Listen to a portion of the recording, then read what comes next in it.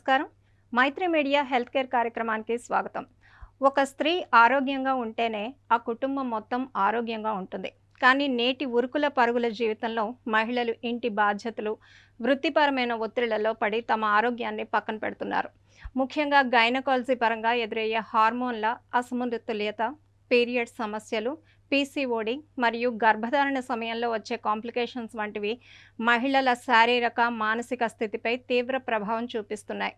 చాలామంది మహిళలు తమకు ఎదురయ్యే గైనిక్ సమస్యలను బయటికి చెప్పుకోవడానికి సంకోచిస్తూ సమస్యను మరింత క్లిష్టతరం చేసుకుంటున్నారు. అటువంటి సందేహాలను నివృత్తి చేసి మహిళల ఆరోగ్యంపై పూర్తి అవగాహన కల్పించడానికి ఈరోజు మైత్రి మీడియా హెల్త్ కేర్ వేదికగా మనతో ఉన్నారు ప్రముఖ గైనకాలజిస్ట్ డాక్టర్ ఆళ్ల శ్రావణి గారు. నమస్తే డాక్టర్ గారు, హెల్త్ కేర్ కార్యక్రమానికి స్వాగతం. నమస్కారం. నేను డాక్టర్ ఆళ్ల శ్రావణి, ఆర్ఎల్ హాస్పిటల్స్, గాజుల రేఖ, విజయనగరం. ముందుగా ఒక గైనకాలజిస్ట్గా మీ ప్రస్థానం చెప్పండి మేడం. నేను గైనకాలజిస్ట్ మరియు ప్రసూతి వైద్య నిపుణురాలిని. గత 3 సంవత్సరాలుగా విజయనగరం మరియు వైజాగ్లో సేవలు అందిస్తున్నాను. మేడం, ఇప్పుడు సర్వసాధారణంగా మహిళల్లో పీసీఓఎస్ ప్రాబ్లం చాలా రెగ్యులర్గా వస్తూ ఉంటుంది కదా. ఇది అసలు రావడానికి కారణం ఏంటి?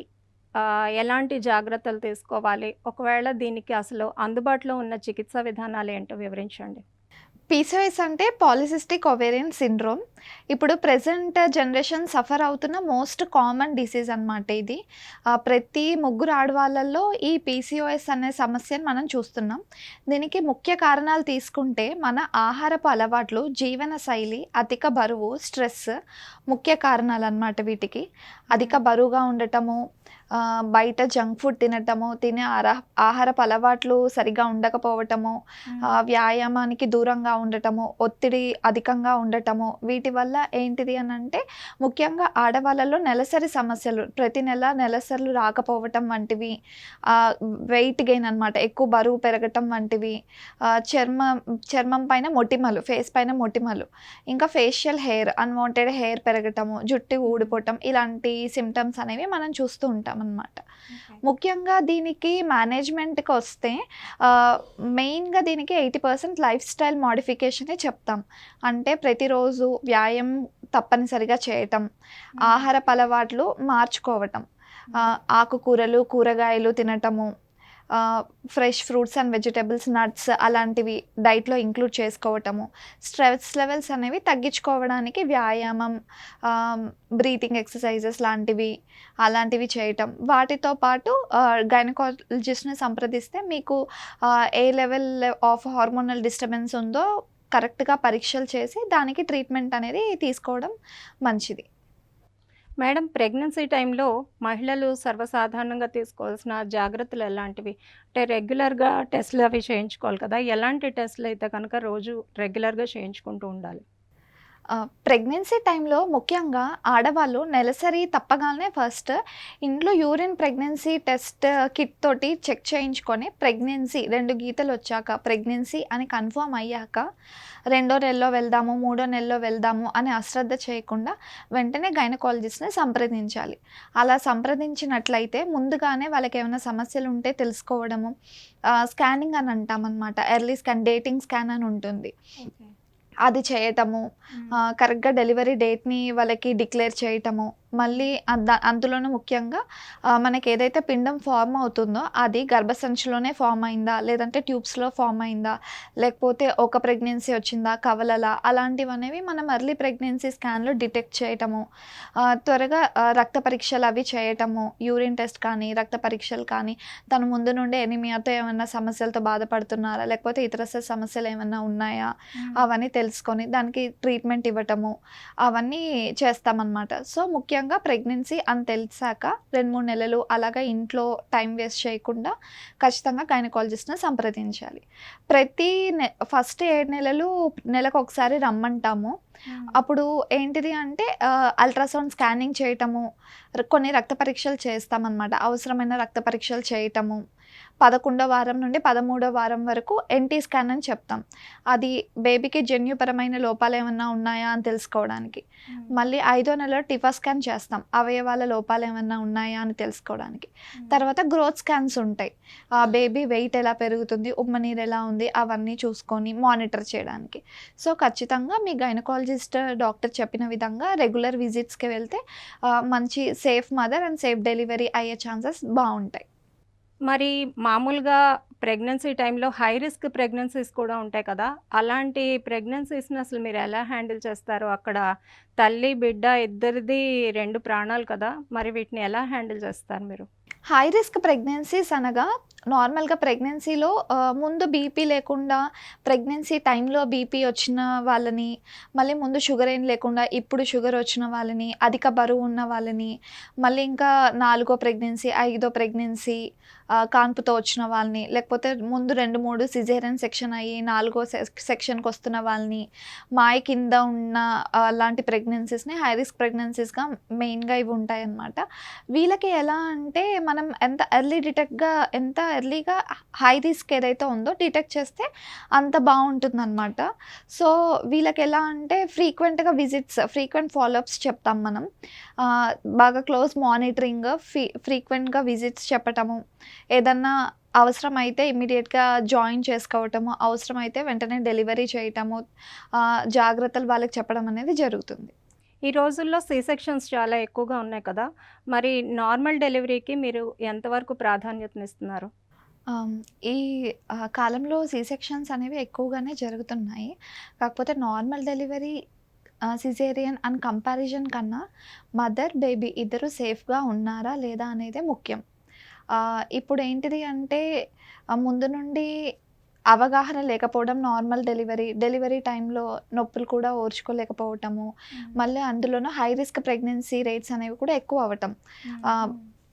ఏజ్ కూడా 30 ఇయర్స్ తర్వాత పెళ్లి చేసుకోవడము, 32 ఇయర్స్కి 33 ఇయర్స్కి ప్రెగ్నెంట్ అవ్వటము, ప్రెగ్నెన్సీలో బీపీ, ప్రీఎక్లాంషియా కానీ, బేబీ వెయిట్ ఎక్కువ ఉండటం, షుగర్ రావటం మదర్కి, దానివల్ల బేబీ వెయిట్ అనేది ఎక్కువ ఉండటము, ఇలాంటి సమస్యలతో హై రిస్క్ ప్రెగ్నెన్సీస్ కూడా ఎక్కువ అవుతున్నాయి. సో దానివల్ల సిజేరియన్ రేట్ అనేది కొంచెం పెరుగుతుంది. నార్మల్ డెలివరీ సిజేరియన్తో కంపారిజన్ కన్నా ఏంటిది అని అంటే ముఖ్యంగా మదర్ బేబీ ఇద్దరు సేఫ్గా ఉన్నారా లేదా అనేది చూసుకోవాలి. నార్మల్ డెలివరీ అయితే కాంప్లికేషన్స్ ఎలాగో తక్కువగానే ఉంటాయి సిజేరియన్తో కంపేర్ చేస్తే. బ్లడ్ లాస్ తక్కువగా ఉంటుంది, వెంటనే వాళ్ళు కొంచెం బెడ్ పైన ఎక్కువ ఉండాల్సిన అవసరం లేదు, వాళ్ళ పని వాళ్ళు త్వరగా రికవరీ ఛాన్సెస్ అవి బాగా ఎక్కువ ఉంటాయి. అలా అని నార్మల్ డెలివరీతోనే మనము అని కాదు, బేబీ అనేది సేఫ్ అనమాట. ఆ కండిషన్లో మీ గైనకాలజిస్ట్ ఏదైతే చెప్తారో దాన్ని ఖచ్చితంగా మీరు నమ్మాలి. నమ్మి ఏదైతే కరెక్ట్ ఆప్షన్, ఏదైతే కరెక్ట్ డెసిషనో రైట్ టైంలో రైట్ డెసిషన్ తీసుకొని మదర్ అండ్ బేబీ ఇద్దరు సేఫ్గా ఉండేలాగా ప్రయత్నించడమే ఉత్తమం. డెలివరీ తర్వాత అసలు అది తినకూడదు, ఇది తినకూడదు అని అంటారు కదా, ఇది ఎంతవరకు నిజం అసలు? అదంతా మిత్ అండి. ఇలాగ పథ్యం చేయాల్సిన అవసరం అయితే లేదు అసల. ఇంకా ఇన్‌ఫాక్ట్ డెలివరీ అయిన తర్వాత వాళ్ళు చాలా నీరసంగా ఉంటారు. బ్లడ్ లాస్ అనేది ఉంటుంది. నీరసంగా ఉంటారు. కొంచెం ఎనిమిక్‌గా ఉంటారు. సో అన్ని రకాల ఫుడ్స్ వాళ్ళు తినొచ్చు. ఐరన్ రిచ్ ఫుడ్స్ తినొచ్చు, ప్రోటీన్ ఫుడ్ తినొచ్చు. దానివల్ల ఏంటిది అంటే రికవరీ రేట్ అనేది బావుంటుంది. అలా పథ్యం చేయాల్సిన అవసరం లేదు. కొంతమంది ఏంటిది అంటే సిజేరియన్ తర్వాత, డెలివరీ తర్వాత పక్కన అమ్మ చెప్పిందనో, లేకపోతే వాళ్ళ రిలేటివ్స్ చెప్పారనో నీళ్ళు తాగడం మానేస్తారు. అలాంటి కేసెస్ కూడా మేము చూస్తున్నాం అనమాట. ఏంటి అని నెక్స్ట్ డే రౌండ్స్‌లో ఇలా అడిగితే నీళ్ళు ఇవ్వట్లేదు, నీళ్ళు తాగితే పొట్ట పొంగుతదంట, ఇలాంటి అపోహలతో చాలామంది ఉన్నారు. అలా ఏం ఉండదండి. అన్ని రకాల ఫుడ్స్ తినొచ్చు, వాటర్ సరిగ్గా తీసుకోవాలి. హైడ్రేషన్ చాలా ఇంపార్టెంట్. డెలివరీ తర్వాత ఖచ్చితంగా హైడ్రేటెడ్గా ఉండి అన్ని రకాల ఫుడ్స్ తినొచ్చు. బ్రెస్ట్ ఫీడింగ్కి వస్తే ఈ ఫుడ్ తింటే బ్రెస్ట్ ఫీడ్ చేయకూడదు, ఇది తినకూడదు అనేదైతే ఎక్కడా ఉండదు. మేబీ ఇన్ఫ్యాక్ట్ మీరు మీ ఓన్ ఎక్స్పీరియన్స్‌లో మీరు ఏదైనా పర్టికులర్ ఫుడ్ తిన్నప్పుడు బేబీకి డిస్కంఫర్ట్‌గా మీరు ఫీల్ అవుతున్నారు రిపీటెడ్‌గా అనుకుంటే ఆ ఫుడ్‌ని మీరు కావాలంటే అవాయిడ్ చేయొచ్చు. తల్లి పాలు చాలా ఇంపార్టెంట్ కదా, మరి డెలివరీ అయిన ఎంతసేపట్లో బేబీకి ఫీడ్ చేయొచ్చు? అంటే ముర్రి పాలు అని వస్తాయి కదా, అవి ఎంతసేపట్లో ఇవ్వచ్చును? ముర్రిపాలంటే కొలెస్ట్రామ్ అంటామనమాట. మదర్‌కి ఎప్పుడైతే డెలివరీ తర్వాత వచ్చే ఫస్ట్ మిల్క్, 4 మంత్స్ మిల్క్ కొలెస్ట్రామ్ అంటాము. అది చాలా హై వాల్యూస్, చాలా రిచ్ ఇన్ న్యూట్రియంట్స్ ఉంటుంది. నార్మల్ డెలివరీ అయిన మహిళలైతే వెంటనే ఇవ్వచ్చు బ్రెస్ట్ ఫీడింగ్ అనేది. సిజేరియన్ అయిన వాళ్ళైతే వితిన్ 1 అవర్‌లో ఇవ్వొచ్చనమాట. ఆ ఫస్ట్ మిల్క్ ఏదైతే ఉందో అది బేబీకి ఎదుగుదలకి చాలా ఉపయోగపడుతుంది. అందులో ఇమ్యునోగ్లోబులిన్స్ అవన్నీ ఉంటాయి. అంటే బేబీ అనేది పెరిగే కొద్దీ బయట నుండి వచ్చే ఇన్ఫెక్షన్స్‌తో ఫైట్ చేయడానికి కూడా ఈ మురిపాలనేవి చాలా హెల్ప్ అవుతూ ఉంటాయి. సో, మహిళలందరూ ఆహ్, త ప్రెగ్నెంట్ మదర్ అందరూ ఈ లాక్టేషన్ ఇంపార్టెంట్‌ని తెలుసుకొని first 6 months only exclusive breast feeding అంటామనమాట. అంటే తల్లిపాలు తప్ప మిగతావి ఏవి పట్టకూడదు. అంత ప్రాధాన్యత ఉంటది తల్లిపాలకి. సో, ప్రతి ఒక్క తల్లి ఖచ్చితంగా ఈ బ్రెస్ట్ మిల్క్ యొక్క ఇంపార్టెన్స్ తెలుసుకొని ఫస్ట్ 6 మంత్స్ తమ పిల్లలకి తమ పాలు తప్ప ఇంకెతరత పాలు కానీ, ఏవి కానీ తాగించకూడదు. అవే బేబీకి ఎంతో ముఖ్యం. సాధారణంగా గర్భధారణ సమయంలో గానీ, మామూలుగా గానీ స్త్రీలలో ఎక్కువగా యూరినల్ ఇన్ఫెక్షన్స్ కనిపిస్తూ ఉంటాయి. అసలు ఈ యూరినల్ ఇన్ఫెక్షన్స్ రావడానికి కారణం ఏంటి? ఎలాంటి ప్రివెన్షన్స్ తీసుకోవాలి? ప్రెగ్నెన్సీలో యూరినరీ ట్రాక్ట్ ఇన్ఫెక్షన్స్ అనేది రావడం కామన్. అది కరెక్ట్ టైంలో గుర్తించి ట్రీట్మెంట్ తీసుకోవడం కూడా చాలా ఇంపార్టెంట్. నార్మల్‌గా అయితే యూరినరీ ట్రాక్ట్ ఇన్ఫెక్షన్ ఉంటే మనకి సిమ్టమ్స్ అనేవి ఉంటాయన్నమాట. లైక్ యూరిన్‌కెళ్ళినప్పుడు మంట రావటం, ఫ్రీక్వెన్సీ ఆఫ్ యూరిన్ పద్దాక యూరిన్ ఎళ్ళాలి అని అనిపించటం ఇలాంటివన్నీ ఉంటాయి. ప్రెగ్నెన్సీకొస్తే ఒక్కొక్కసారి సిమ్టమ్స్ లేకుండా కూడా యూరినరీ ట్రాక్ట్ ఇన్ఫెక్షన్ వచ్చే ఛాన్సెస్ ఉంటది. దాన్ని మనం ఏసిమ్ప్టమాటిక్ బ్యాక్టీరియూరియా అంటాం. అది మనకి యూరిన్ టెస్ట్‌లో మాత్రమే కనపడుతుందనమాట. మనకి వాళ్ళకి సిమ్టమ్స్ ఏమి ఉండవు. అలాంటి సిట్యుయేషన్‌లో కూడా ట్రీట్మెంట్ అనేది తీసుకోవాలి ప్రెగ్నెంట్ ఉమెన్.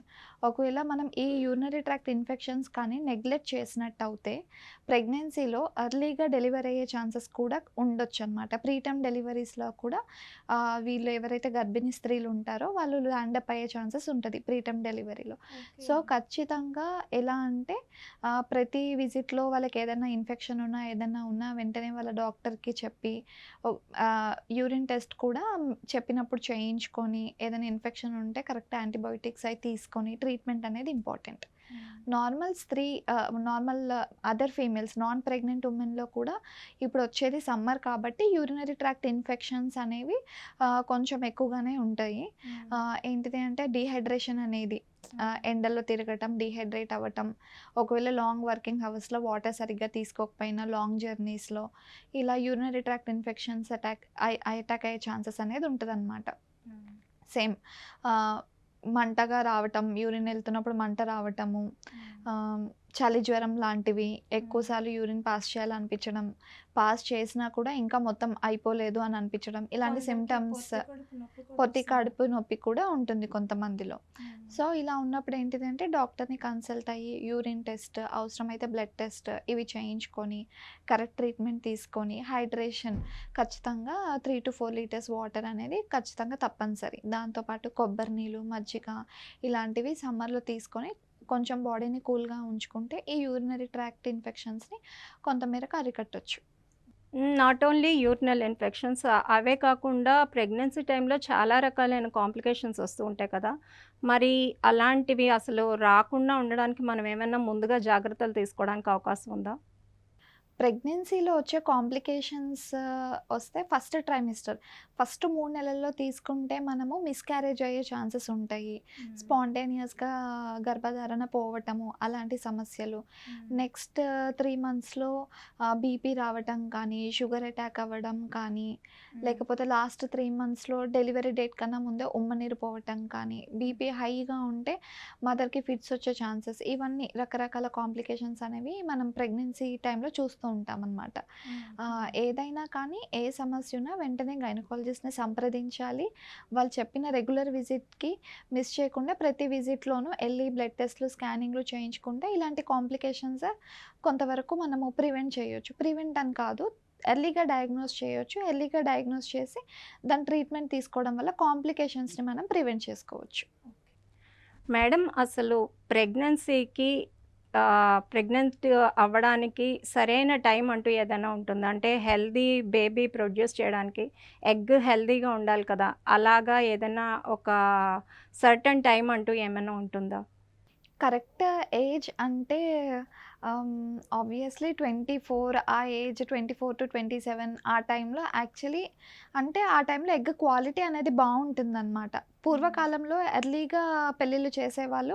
వాళ్ళకప్పుడు సంతానలేమి సమస్యలు ఇలాంటివేమి ఉండేవి కావు. అలాంటి టైంలో ఏంటిది అని అంటే ఎగ్ క్వాలిటీ బాగుంటుంది. నెంబర్ ఆఫ్ ఎగ్స్ క్వాలిటీ అనేది మనకి వయసు పెరిగే కొద్దీ నెంబర్ ఆఫ్ ఎగ్స్ తగ్గిపోతాయి. ఎగ్ క్వాలిటీ కూడా తగ్గిపోతూ వస్తుందన్నమాట. ఇప్పుడున్న ప్రెజెంట్ సిచ్యువేషన్‌లో అందరూ లేట్ మ్యారేజెస్, లైఫ్ సెటిల్ అవ్వాలి, గోల్స్ అచీవ్ చేయాలి, దాని తర్వాతే పెళ్లి, దాని తర్వాత పెళ్ళైన తర్వాత కూడా పిల్లలు అని ఆలోచించడానికి కూడా టైం తీసుకుంటున్నారు లేట్ మ్యారేజెస్ అయ్యాక కూడా. సో, ఇవన్నీ రీజన్స్ వల్ల మదర్ ఆన్ అన్ యావరేజ్ 30 ప్లస్సే ఉంటున్నారు ఇప్పుడు ప్రెగ్నెంట్ అయ్యేసరికి. సో, రైట్ ఏజ్ అనంటే ఇఫ్ ఇన్ కేస్ మీ సిట్యుయేషన్‌లో గోల్స్ త్వరగా అచీవ్ చేయగలిగి, మీరు ఎర్లీగా సెటిల్ అవుతే త్వరగా పెళ్లి చేసుకొని, త్వరగా ఫ్యామిలీ స్టార్ట్ చేయడం మంచిది. ఎగ్ క్వాలిటీ అనేది బావుంటుంది. మీరు ప్రెగ్నెన్సీ కోసం ఎక్కువగా కష్టపడక్కర్లేదు. ఏజ్ పెరిగే కొద్దీ ఏంటిదంటే కాంప్లికేషన్స్ లైక్ బీపీ అనేది, షుగర్ అనేది, థైరాయిడ్ సమస్యలు, ఒబెసిటీ, ఎగ్ క్వాలిటీ తగ్గడం, దానివల్ల కొన్ని జెనెటిక్ ప్రాబ్లమ్స్ ఇలాంటివన్నీ కొన్ని తలెత్తుతాయి. మీరిప్పుడు చెప్పారు కదా మేడం, స్కానింగ్‌లో గట్రా జన్యులోపం ఉండే పిల్లల్ని గుర్తించడానికి అవకాశం ఉంటుందని. కానీ అసలు జన్యులోపం లేకుండా పిల్లలు పుట్టాలంటే ముందుగా అసలు ఎలాంటి జాగ్రత్తలు తీసుకోవాలి? ఇంతకుముందు మేనరికం అంటే వివాహాలు, దగ్గర సంబంధాలు గట్రా చేసుకోకూడదు అన్న ఒకటైతే కనుక ఉన్నాది మనలోని. కానీ అసలు అలా కాకుండా ఉండేవాళ్ళలో కూడా ఇలాంటి ప్రాబ్లమ్స్ వస్తూ ఉంటాయి కదా! ఇవి రాకుండా అసలేమైనా ముందుగా మనం ఏమైనా చేయడానికి అవకాశం ఉంటుందా? జెనెటిక్ ప్రాబ్లమ్స్ రాకుండా ఉండాలి అనంటే if in case already known case of ఏదన్నా ఉన్నారనుకోండి సికిల్ సెల్ కానీ ఏదైనా ఎనీ కైండ్ ఆఫ్ డిసీజ్‌కి వాళ్ళు ఆల్రెడీ ముందుగానే సఫర్ అవుతున్నారనుకోండి, వాళ్ళు ప్రెగ్నెన్సీ ప్లాన్ చేసే ముందే వాళ్ళు జెనెటిక్ టెస్టింగ్‌కి వెళ్ళొచ్చనమాట. సో, వాళ్ళకి పుట్టబోయే పిల్లలకి అది ఎంతవరకు రిస్క్ ట్రాన్స్మిట్ అవుతది అనేది ముందే తెలుసుకోవచ్చు. కపుల్‌కి వాళ్ళ హస్బెండ్ అండ్ వైఫ్‌కి వాళ్ళు ఇద్దరు కామన్‌గా ఆ డిసీజ్‌కి పర్టిక్యులర్ డిసీజ్‌కి జీన్ ఏదన్నా షేర్ చేసుకుంటున్నారా అనేది మనం ముందుగానే తెలుసుకోవచ్చనమాట. So, genetic testing, genetic counselling అనేవి అవైలబుల్‌లో ఉన్నాయి. సో, అవి చేయించుకోవడము. మళ్ళీ ప్రెగ్నెన్సీ ప్లాన్ చేసే ముందే ఫోలిక్ యాసిడ్ అనేది మనం ఇస్తూ ఉంటాం. దానివల్ల కొంతవరకు న్యూరల్ ట్యూబ్ డిఫెక్ట్స్ అనేవి ప్రివెంట్ చేయొచ్చు. అది. మళ్ళీ ఒకవేళ డయాబెటిక్ మదర్స్ అనుకోండి, షుగర్స్ కంట్రోల్‌లో ఉంచుకొని ప్రెగ్నెంట్ అవ్వడము. సో, దానివల్ల అవయవాల లోపాలు బేబీకి రాకుండా అలాంటివి ఇలాంటిది మళ్ళీ. మళ్ళీ double marker test, triple marker test అనేవి ఉంటాయన్నమాట. NT scan. అవి చేసి మనకి రిస్క్ కాలిక్యులేషన్ అనేది ఇస్తామన్నమాట. జెనెటిక్ ఏదైతే సిండ్రోమ్స్ ఏవైతే ఉన్నాయో వాటి ప్రాబబిలిటీ ఎంత ఉంది అనేది కూడా తెలుసుకోవచ్చు. ఇఫ్ ఇన్ కేస్ అవేమన్నా పాజిటివ్ వచ్చాయనుకోండి, ప్రెగ్నెంట్ అయ్యాక ఈ స్కాన్స్ ద్వారా, ఆ బ్లడ్ టెస్ట్‌ల ద్వారా బేబీకి జెనెటిక్ పరమైన ఇబ్బంది ఏదైనా ఉండొచ్చు అని టెస్ట్ అది మనకి రిపోర్ట్ వస్తే, దాని తర్వాత ఇంకా కొన్ని హయ్యర్ టెస్ట్‌లుంటాయన్నమాట. ఆమ్నియోసెంటెసిస్ అని ఉమ్మనీరు నుండి పరీక్ష తీసి పంపటం కానీ అలాంటివి. అనే టెస్ట్‌లయితే అవైలబుల్ ఉంటాయి. సో, మనం ముందుగానే తెలుసుకోవచ్చు. అవసరమైతే దాన్ని బట్టి ట్రీట్మెంట్ అనేది మనం గైనకాలజిస్ట్‌ని సంప్రదించి తీసుకోవచ్చు. ఇప్పుడు చాలామంది దంపతులు పిల్లలు లేకుండా చాలామంది బాధపడుతున్నారు. ఎక్కువ ఐవీఎఫ్ సెంటర్స్ గట్రా కూడా పుట్టుకొచ్చేస్తున్నాయి ఎక్కడ పెడితే అక్కడ. అసలు పిల్లలు పుట్టకపోవడానికి సరైన కారణం అంటూ ఏంటి? ఏదో ఒకటి ఉంటుంది కదా! అది నెక్స్ట్ ఆ ట్రీట్మెంట్ వల్ల ఏమైనా ఇబ్బందులు ఫర్దర్‌గా ఉంటాయా? ఓకే. ప్రెజెంట్ జనరేషన్‌లో ఇన్‌ఫర్టిలిటీ రేట్ ఏదైతే ఉందో అది కొంచెం ఇంక్రీజ్ అవుతూ ఉందన్నమాట.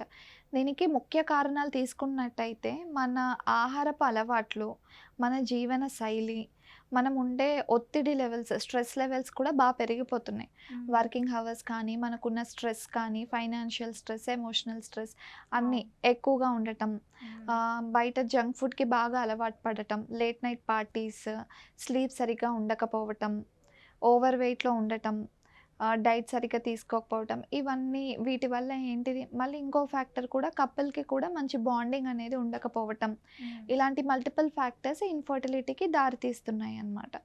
సో, ముఖ్యంగా మన బాడీకి కొంచెం టైం ఇచ్చి వెయిట్ లాస్ పైన కాన్సంట్రేట్ చేయడం, mental well being, morning yoga లాంటివి, బ్రీతింగ్ ఎక్సర్సైజ్ లాంటివి, ఆహారపు అలవాట్లో కూడా green leafy vegetables, fruits, nuts ఇలాంటి హెల్తీ డైట్ వాళ్ళ డైట్‌లో ఇంక్లూడ్ చేసుకోవటం, వ్యాయామం లాంటివి రెగ్యులర్‌గా చేస్తూ ఉండటం, కపుల్ కూడా ఒకళ్ళకొకళ్ళు టైం స్పెండ్ చేయటం, ఇలాంటివి పాటిస్తూ ఉంటే కొంతవరకు మనం ఇన్‌ఫర్టిలిటీవి ఏవైతే ఉన్నాయో అవి తగ్గించుకోవచ్చు. ఇంకా వీటితో కన్సీవ్ అవ్వట్లేదు అని అనుకుంటే ఖచ్చితంగా గైనకాలజిస్ట్‌ని సంప్రదించాలి. హస్బెండ్ అండ్ వైఫ్ ఇద్దరూ సంప్రదించాలి. కరెక్ట్‌గా బ్లడ్ టెస్ట్‌లు అవి స్కానింగ్స్ అవసరమైతే అవి చేసుకొని ఏంటి ప్రాబ్లమ్ అనేది తెలుసుకొని కరెక్ట్‌గా ట్రీట్మెంట్ తీసుకుంటే ఖచ్చితంగా కన్సీవ్ అయ్యే ఛాన్సెస్ అయితే ఉంటాయి. మేడం, ప్రెగ్నెన్సీ టైంలో జనరల్‌గా ఆడవాళ్ళు మాత్రమే ఎక్కువగా జాగ్రత్తలు తీసుకుంటూ ఉంటారు. ముందైనా, తర్వాతైనా సరే.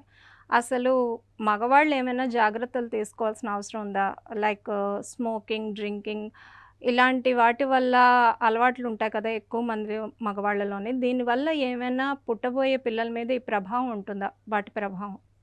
ఈ ప్రెగ్నెన్సీ జర్నీలో అనేది హస్బెండ్ పార్ట్నర్ చాలా ఇంపార్టెంట్. ఓన్లీ ఎప్పుడు ఇన్ఫర్టిలిటీ సెంటర్స్‌కెళ్ళినా ఫీమేల్సే ఎక్కువగా తిరుగుతూ ఉండటము అది చూస్తూ ఉంటాం.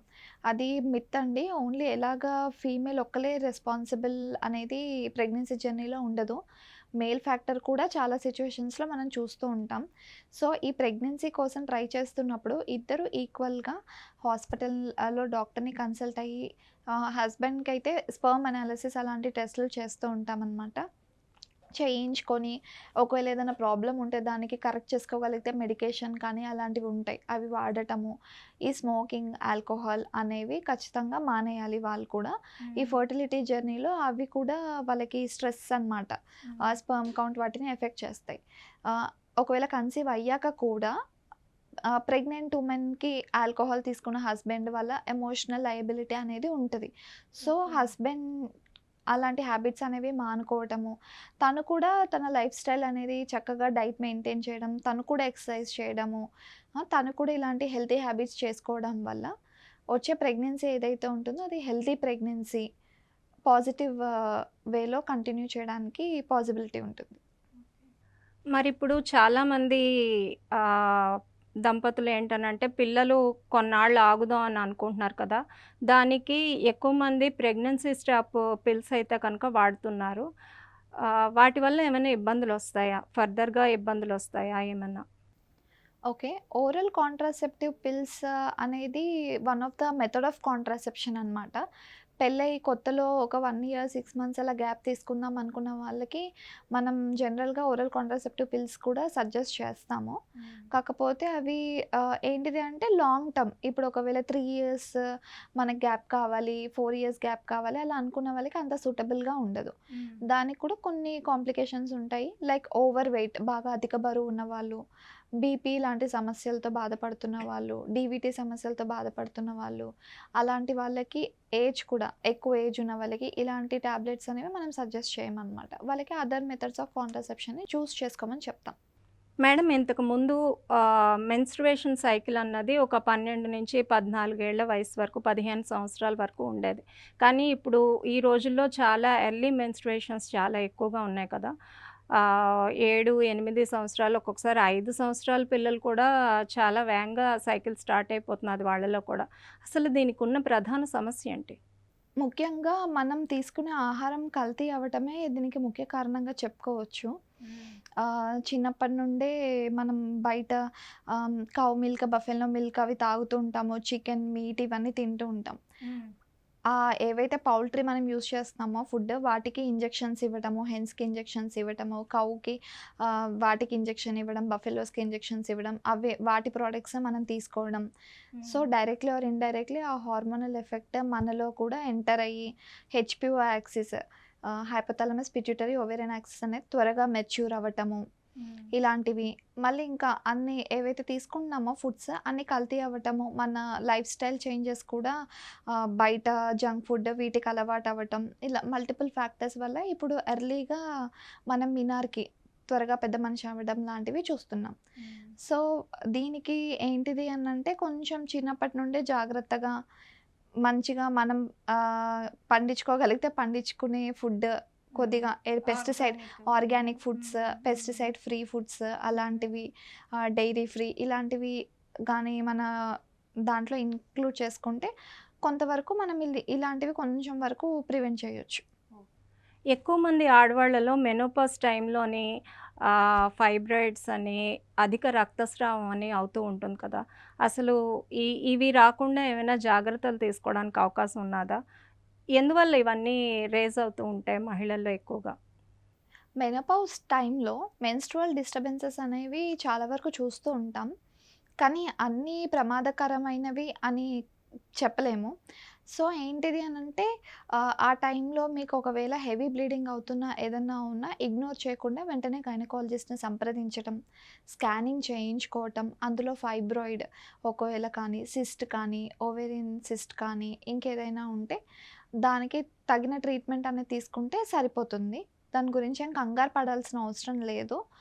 కొంతమందిలో నార్మల్‌గానే మెన్సెస్ ఏదైతే మెనోపౌస్‌కి రీచ్ అవుతున్నప్పుడు కొంతమందిలో ఎలాంటి ప్రాబ్లమ్ లేకుండా ఒక్కొక్కసారి బ్లీడింగ్ డిస్టర్బెన్సెస్ అనేవి ఉంటాయి. కొంతమందిలో అధిక బ్లీడింగ్ అవ్వటం, కొంతమందిలో తక్కువగా అవ్వటం అలా. మెన్‌స్ట్రువల్ డిస్టర్బెన్సెస్ అనేవి మెనోపౌస్ టైంలో కామన్. కాకపోతే ఆ సింప్టమ్స్‌ని ఇగ్నోర్ చేయకుండా గైనకాలజిస్ట్‌ని సంప్రదించి కరెక్ట్‌గా ట్రీట్మెంట్ తీసుకుంటే కరెక్ట్ టైంలో మంచిది. జనరల్‌గా మహిళల్లో రెగ్యులర్‌గా మెన్స్ట్రుయేషన్స్ వల్ల గానీ, డెలివరీస్ వల్ల గానీ, ఎక్కువగా పని ఒత్తిడి వల్ల గానీ, రక్తహీనత గానీ, ఎముకలు బలహీనం అవ్వడం గానీ ఎక్కువగా ఉంటుంటాయి. ప్రధానంగా ఇక్కడి ఉండే మహిళల్లోనే. వీటిని ముందుగా నివారించడానికి ఎలాంటి ఆహార అలవాట్లైనా ఏమైనా మార్చుకోవడానికి అవకాశం ఉన్నదా మనకి? ముందుగా నివారించి సరైన హెల్తీ ఒక దాంట్లోకి వెళ్ళడానికి? ఇండియన్ ఉమెన్‌లో ఎనీమియా అనేది మోస్ట్ కామన్ ప్రాబ్లమ్. ఆల్మోస్ట్ ప్రతి ఒక్కళ్ళలో ఎనీమియా అనేది మనం ఇది చూస్తూ ఉంటామనమాట. దానికి చాలా కారణాలుంటాయి. నెలసరి టైంలో ఓవర్ బ్లీడింగ్ అవ్వడం లాంటిది, లేకపోతే ఐరన్ రిచ్ ఫుడ్స్ తీసుకోకపోవటం, ఇంకా తిన్నది అబ్జర్ప్షన్ అవ్వకపోవటం, అబ్జర్వ్ అయింది కూడా ఏదో రకంగా బయటికెళ్ళిపోవటం. లైక్ పైల్స్ ద్వారానో, లేకపోతే వారిసెస్, లేకపోతే మెన్‌స్ట్రువల్ బ్లీడింగ్ అలా. ఆహ్, ఈ మల్టిపుల్ ఫ్యాక్టర్స్ వల్ల ఎనీమియాకి లోనవుతూ ఉంటారనమాట. సో, ఎనీమియా వచ్చింది అనంటే వాళ్ళకి సింప్టమ్స్ చాలా ఏ పని చేయాలనిపించకపోవటం, చేసినా త్వరగా అలసట రావటం, కాస్త దూరం నడవగానే ఆయాసపడటం, జుట్టు అనేది రాలిపోతూ ఉండటము, చిరాగ్గా ఉండటము, నిద్ర సరిగ్గా పట్టకపోవటము, గుండె దడగా ఉండటము, ఇలాంటి సింప్టమ్స్ అన్నీ ఉంటాయన్నమాట. ఎనీమియా అనేది ఖచ్చితంగా ట్రీట్మెంట్ తీసుకోవాలి. వాళ్ళ డైట్‌లో కూడా ఐరన్ రిచ్ ఫుడ్స్ అనేవి ఇంక్లూడ్ చేసుకోవాలి. వాటితో పాటు అవసరమైతే ఇంకా తక్కువ బ్లడ్ ఉంటే గనుక ఐరన్ టాబ్లెట్స్ కూడా వాడాల్సొస్తుంది. ఐరన్ టాబ్లెట్స్ కన్నా ఇంకా దానికన్నా ఇంకా తక్కువగా ఉంది అనంటే ఐరన్ ఇంజెక్షన్స్ కూడా అవైలబుల్‌లో ఉంటాయి. అవి తీసుకోవడం వల్ల కూడా ఐరన్ అనేది పెరుగుతుంది బాడీలో. ఇంకా మరీ సివియర్ ఎనీమియాతో బాధపడుతున్న వాళ్ళకైతే బ్లడ్ ట్రాన్స్‌ఫ్యూషన్స్ కూడా చేయాల్సిన సిట్యుయేషన్ అయితే ఖచ్చితంగా ఉంటుంది. సో, మీరు ఫస్ట్ డాక్టర్ దగ్గరికెళ్తే వాళ్ళు హెచ్‌బీ పర్సెంటేజ్, ఎనీమియా ప్రొఫైల్ అవన్నీ చేస్తారు. మెయిన్ రీజన్ ఏంటిదో కనుక్కొని దానికి కరెక్ట్ ట్రీట్మెంట్ తీసుకొని ఐరన్ రిచ్ ఫుడ్స్ ఏవైతే ఉన్నాయో అవి డైట్‌లో ఇంక్లూడ్ చేసుకుంటే ఈ ఎనీమియాని ప్రివెంట్ చేయొచ్చు.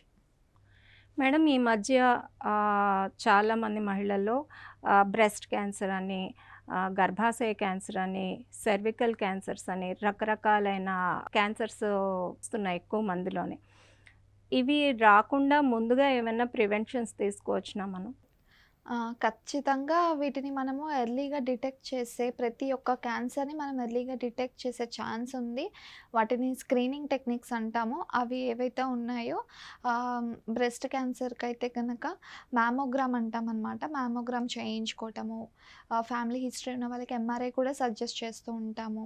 రొటీన్‌గా అయితే self breast examination చెప్తామనమాట.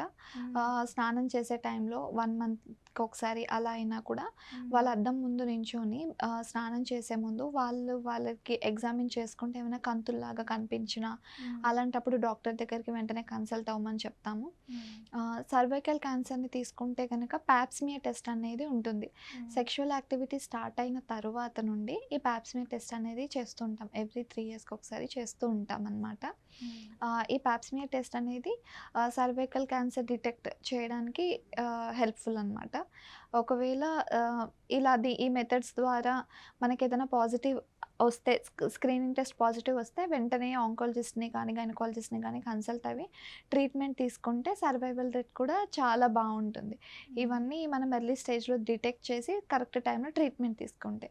Uterine cancer కూడా అలాగే మనం అల్ట్రాసౌండ్లో డిఎన్సీ ప్రొసీజర్స్లో ఈటీ థిక్నెస్ అవి చూసుకొని ఓవర్ బ్లీడింగ్ అవుతున్న వాళ్ళు నెగ్లెక్ట్ చేయకుండా గైనకాలజిస్ట్ని సంప్రదిస్తే అల్ట్రాసౌండ్ చేస్తాము. అవసరమైతే గర్భసంచి నుండి పొర తీసి టెస్ట్కి పంపిస్తాం అనమాట. డిఎన్సీ లాంటివి చేస్తాము.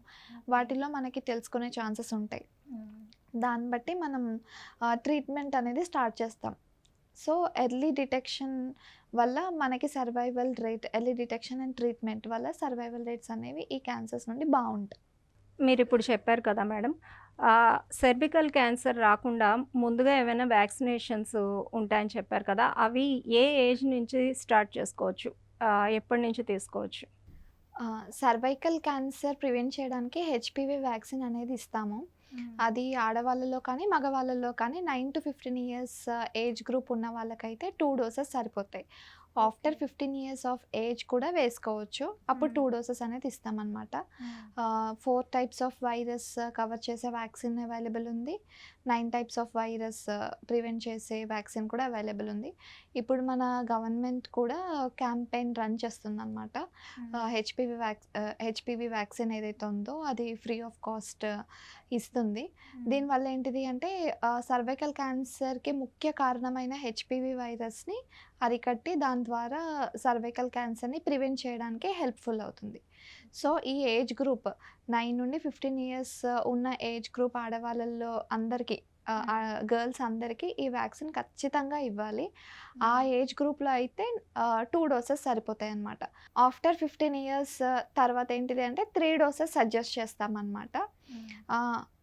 బిఫోర్ 3 డోసెస్ సజెస్ట్ చేస్తాము. బిఫోర్ సెక్షువల్ యాక్టివిటీ స్టార్ట్ అవ్వకముందే ఈ వ్యాక్సిన్ కనుక తీసుకున్నట్టయితే దీని ఎఫికసీ అనేది బాగుంటుంది. ఆఫ్టర్ సెక్షువల్ యాక్టివిటీ కూడా తీసుకోవచ్చు.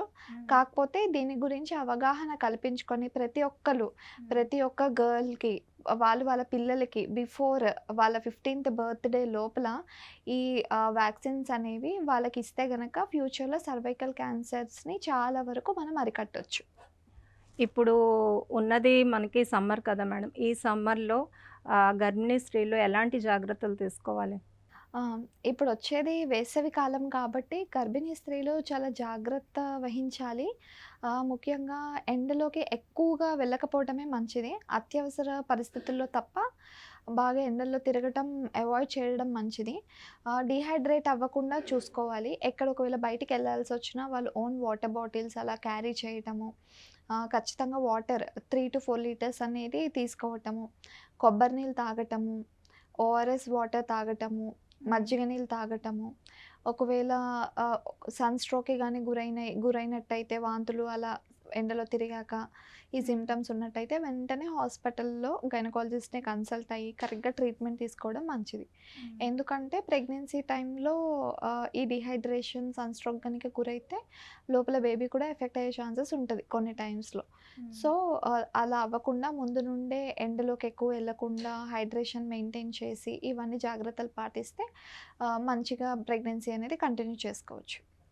మామూలుగా రెగ్యులర్గా చాలామంది ఇప్పుడు అవగాహన పెరిగి చాలామంది ఎక్సర్సైజెస్ అవి చేస్తున్నారు. మరి ప్రెగ్నెన్సీ వాళ్ళు కూడా ఎక్సర్సైజెస్ అన్నీ చేయొచ్చునా? ప్రెగ్నెన్సీయే కాదు, కన్సీవ్ అవ్వాలి అని అనుకున్నప్పటి నుండి నార్మల్‌గా ప్రతి ఒక్కళ్ళకి వ్యాయామం అనేది చాలా ఇంపార్టెంట్. అందులో ప్రెగ్నెన్సీ అయ్యాక కూడా కంటిన్యూ చేయొచ్చనమాట.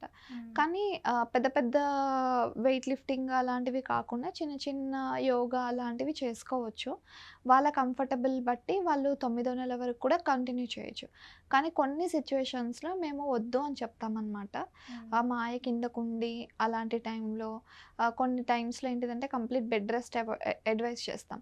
అలాంటి టైంలో అవాయిడ్ చేస్తే మంచిది. లేని టైంలో ప్రతి ఒక్కళ్ళు ఖచ్చితంగా చిన్న చిన్నపాటి పనులు, వ్యాయామం చేసుకుంటే హెల్తీ ప్రెగ్నెన్సీకి మంచిది. మెనోపాజ్ సమయంలో మహిళల్లో జనరల్‌గా ఏమైనా శారీరకమైన మార్పులు కనిపిస్తాయా? ముందుగా ఏమన్నాను ఒక్కొక్కరికి ఒక్కో రకంగా ఉంటాయి కదా! అలా ఏమైనా ఓవర్ వెయిట్ అవ్వడం గానీ, లేకపోతే లీన్ అయిపోవడం గానీ, ఇంకేమైనా శరీరంలో మార్పులేమైనా కనిపిస్తూ ఉంటాయా? మెనోపౌజ్ అనేది నార్మల్‌గా ఇండియన్ ఉమెన్‌లో అయితే ఆఫ్టర్ 47 ఇయర్స్ ఆఫ్ ఏజ్‌లో చూస్తూ ఉంటాము. అంటే మెనోపౌజ్ ఆ ఏజ్ గ్రూప్‌కి రీచ్ అయ్యేటప్పటికి మెన్స్ట్రువల్ డిస్టర్బెన్సెస్ అనేవి చూస్తాం.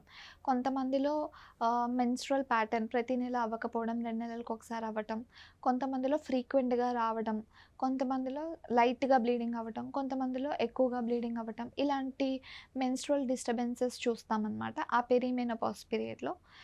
వన్స్ మెనోపౌజ్ రీచ్ అయ్యాక 1 ఇయర్ ఖచ్చితంగా మెన్సెస్ రాలేదు అనంటే దాన్ని మనం మెనోపౌజ్ లాగా కన్సిడర్ చేస్తామనమాట. 1 ఇయర్ మొత్తం 12 మంత్స్ మనకి పీరియడ్స్ అనేవి రాలేదు అనంటే ఇంకా అప్పటి నుండి మనం మెనోపౌజ్ లాగా కౌంట్ చేసుకోవచ్చు. దాని తర్వాత మెనోపౌజ్ రీచ్ అయిన తర్వాత ఎప్పుడు బ్లీడింగ్ ఉన్నా, ఏదన్నా ఉన్నా వెంటనే ఖచ్చితంగా అది నెగ్లెక్ట్ చేయకుండా గైనకాలజిస్ట్‌ని కన్సల్ట్ చేయాలి. దాంతో పాటు మెనోపౌజ్ టైంలో చాలామందికి మూడ్ డిస్టర్బెన్సెస్ ఉంటాయి. బాడీలో చాలా మార్పులుంటాయి. ఈస్ట్రోజన్ లెవెల్స్, ప్రొజెస్ట్రాన్ మన హార్మోన్స్ అనేవి తగ్గిపోతుంటాయన్నమాట. సో, దానివల్ల ఏంటిది అంటే అలసట, బోన్స్ అనేవి వీక్ అయిపోతూ ఉంటాయన్నమాట. కార్డియాక్ ఇష్యూస్ కూడా తలెత్తే ఛాన్సెస్ అనేవి ఉంటాయి. మనకి ఈస్ట్రోజన్ హార్మోన్ ఏదైతే నెలసర్లు ప్రతి నెల అండం రిలీజ్ అవ్వడం వల్ల నెలసర్ల టైంలో ఆ ఏజ్ గ్రూప్‌లో ఏంటిది అంటే ఈస్ట్రోజన్ హార్మోన్ అనేది మనకి పుష్కలంగా ఉంటది. కానీ మెనోపౌజ్ రీచ్ అయ్యే టైంకి ఏంటిదంటే ఆ ఈస్ట్రోజన్ హార్మోన్ అనేది మనకు బాడీలో తగ్గిపోతూ ఉంటదనమాట. సో, దానివల్ల కార్డియాక్ ఇష్యూస్ రావటం, హార్ట్ ఇష్యూస్ రావటము, ఎముకలు బలహీనత పడటము, సో, ఏ చిన్నపాటి దెబ్బ తాకినా ఎముకలు విరిగిపోయే సమస్యలు అలాంటివి ఉంటాయి. సో, ఆ టైంలో కూడా మీరు గైనకాలజిస్ట్‌ని సంప్రదించి కరెక్ట్ ట్రీట్మెంట్ తీసుకోవడం, బోన్స్ కొంచెం అవ్వడానికి, కొంచెం బలంగా ఉండడానికి కాల్షియం టాబ్లెట్స్ వాడటము, ఈ హార్మోనల్ డిస్టర్బెన్స్ అధికంగా ఉంటే హార్మోన్ టాబ్లెట్స్ కూడా పెట్టాల్సిన సిట్యుయేషన్ ఉంటుంది. సో, ఆ టైంలో ఏదైనా విపరీతమైన ఇబ్బందులు ఏమైనా తలెత్తినట్టయితే ఖచ్చితంగా గైనకాలజిస్ట్‌ని సంప్రదిస్తే ట్రీట్మెంట్ తీసుకోవడం మంచిది. మేడం, ఈరోజు మహిళల ఆరోగ్యం గురించి మాతో చర్చించినందుకు ధన్యవాదాలు. నాకు కూడా సంతోషంగా ఉందండి. ఇలాగా ఆడవాళ్ళ సమస్యల గురించి చర్చించుకొని, వాళ్ళకి అవగాహన కల్పిస్తున్నందుకు సంతోషంగా ఉంది. చూశారు కదా! ఇంతవరకు డాక్టర్ ఆళ్ల శ్రావణి గారు మనకిచ్చిన అమూల్యమైన సలహాలని. వచ్చే వారం ఇంకో ప్రముఖ డాక్టర్ గారితో హెల్త్ కేర్ కార్యక్రమంలో మళ్ళీ కలుద్దాం. అంతవరకు చూస్తూ ఉండండి మైత్రి మీడియా.